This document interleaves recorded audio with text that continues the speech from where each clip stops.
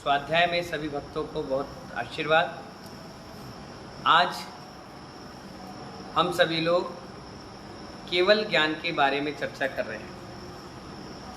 आचार्य भगवान बता रहे हैं, हे मुनि, तेरे पास कच्चा माल है।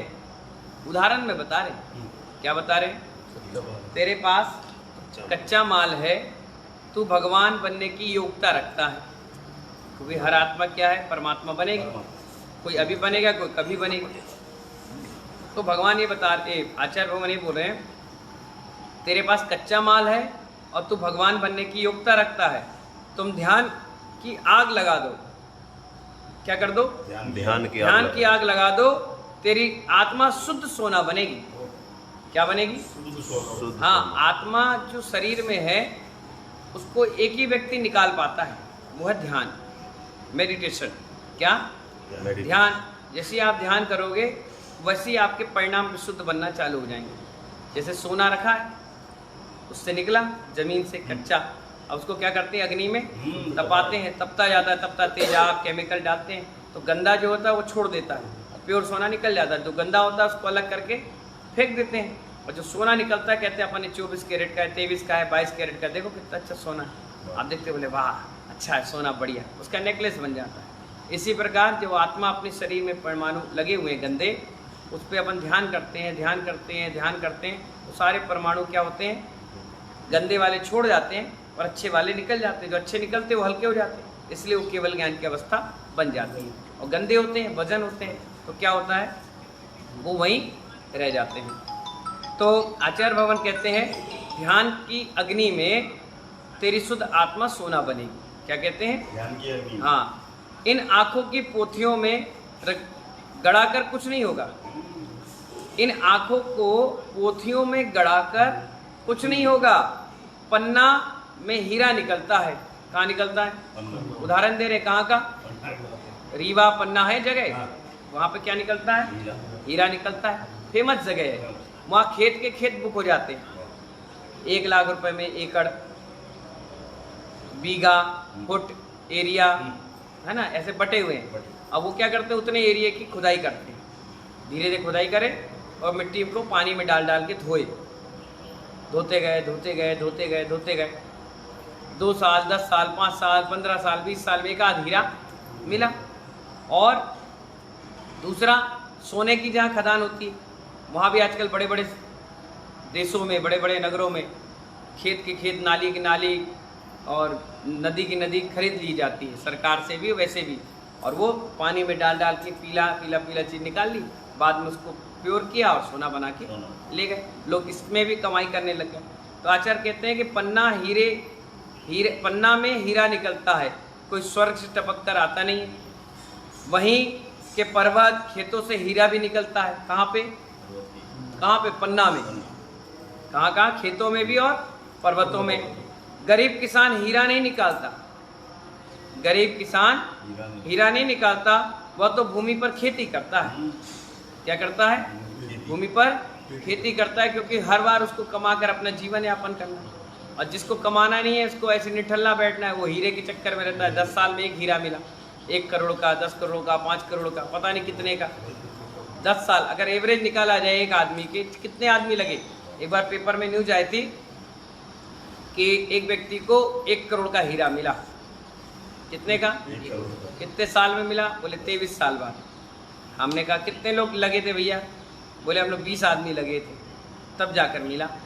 मैंने कहा एक आदमी को 10,000 रुपये महीना भी दिया आपने, 15,000 रुपये महीना भी दिया, तो 10 आदमी के कितने हुए? 20 आदमी के 3 लाख रुपये महीना हुआ। अब तुम्हें कितने साल में मिला? 23 साल में। तो कितना हुआ हिसाब? बराबर ही हुआ। वो तो तात्कालिक खुशी है कि हमें हीरा मिला। क्या मिला? और इसके बाद जो जमीन थी, अगर उसमें खेती करते तो साल के 1-2 लाख रुपए मिलते, वो अलग बैलेंस बनता।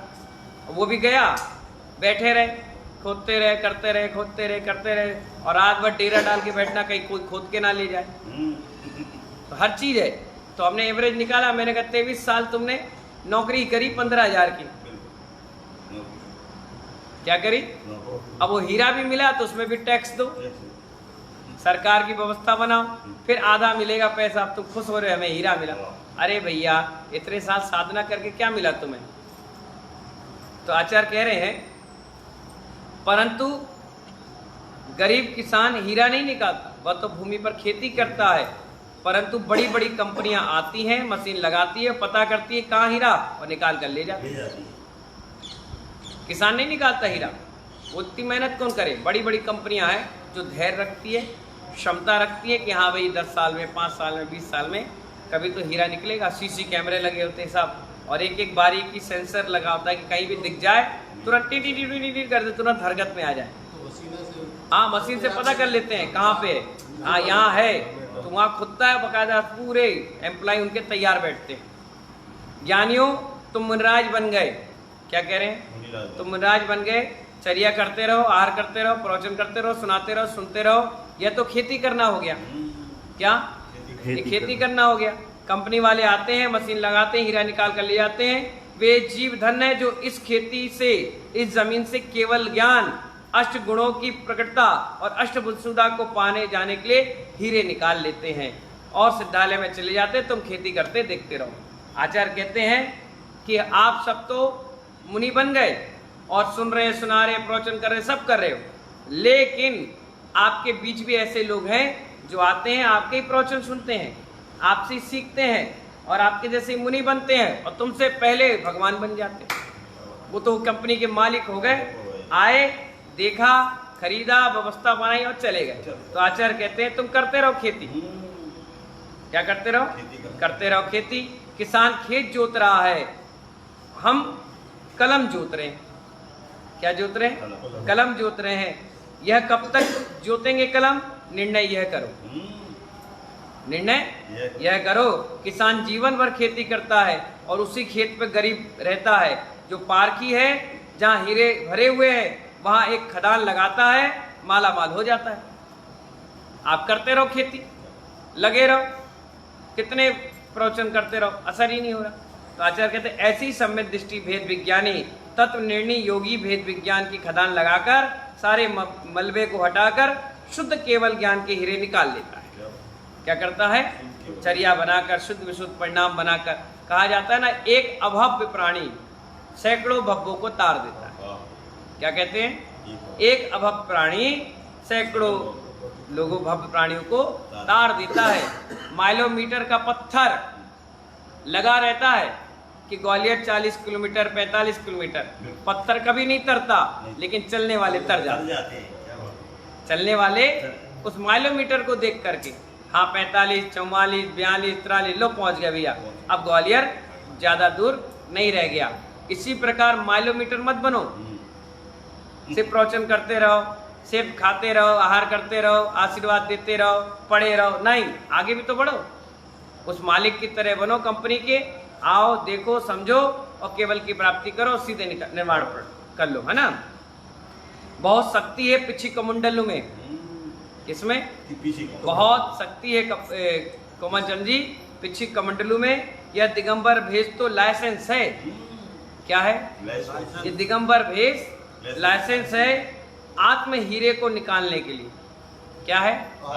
आत्म हीरे को निकालने के लिए क्या है लाइसेंस? कमंडल और पिच्छी। लाइसेंस बनाने के लिए भी द्रव्य चाहिए, मुफ्त में लाइसेंस नहीं बनता।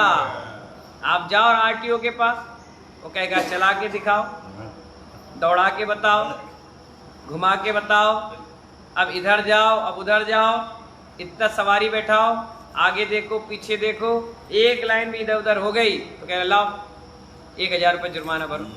क्यों? नहीं तो लाइसेंस नहीं बनाएंगे, जाओ बैठे रहो। तो लाइसेंस लेने के लिए भी बहुत टिपिकल परीक्षा देनी पड़ती है, फ्री में नहीं बनता। तो वहाँ भी भावों की विशुद्धि चाहिए, बैराग चाहिए। क्या चाहिए? हाँ, बैराग रूपी लाइसेंस की फीस भरना पड़ेगा। अगर बैराग नहीं है तो पिछी कलमंडल लाइसेंस तो मिल जाएगा, लेकिन चला नहीं पाओगे ज्यादा दिन तक। अच्छे चले गए। आचार्य कहते हैं इतना ढेर लग गया पिछी कमंडल का, तो अनादि से लेता आया कि सुमेरु पर्वत 1,40,000 वजन भर गया खचाखच, और तू आज तक नहीं सुधर पाया। इसलिए आचार्य कहते हैं बस खेती की तरह खेत मत जोतो, कम से कम कंपनी की तरह एक ऐसा टेंडर डालो जिससे जल्द से जल्द तुम्हें आत्म हित रूपी हीरे मिले और उससे केवल ज्ञान की प्राप्ति करो। इन्हीं मंगल भावना के साथ जय बोले महावीर भगवान की।